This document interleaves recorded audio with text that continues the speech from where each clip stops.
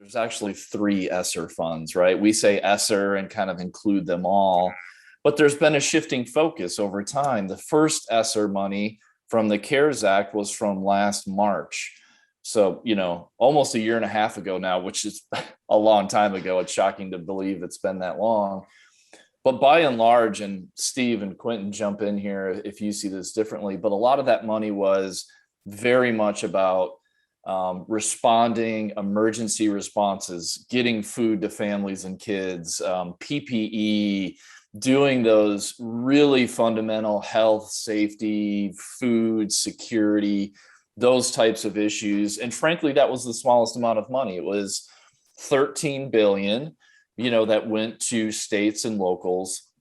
And a lot of that money's been spent, and rightfully so, right? But in terms of sort of moving the educational needle, Steve, to your point about outcomes, those dollars weren't really focused on outcomes per se, right? You have to have kids back in school and safe and healthy to learn.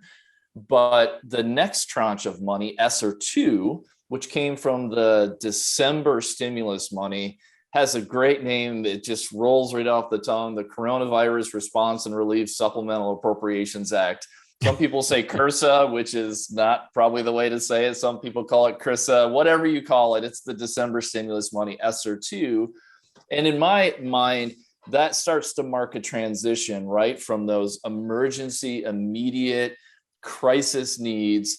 Now we're shifting into kids are back in school. We're doing things like Steve mentioned, summer school. Quentin, you've mentioned some of this as well: extended learning time, tutoring.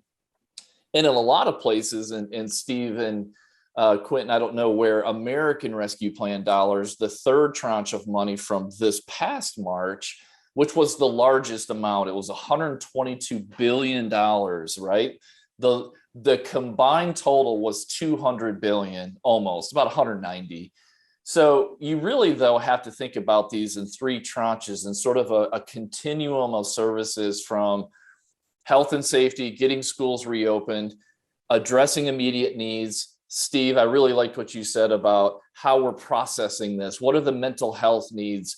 Getting kids used to being back in school, right? No small issue of just sort of reacquainting them, particularly the younger kids, of being in school all day long.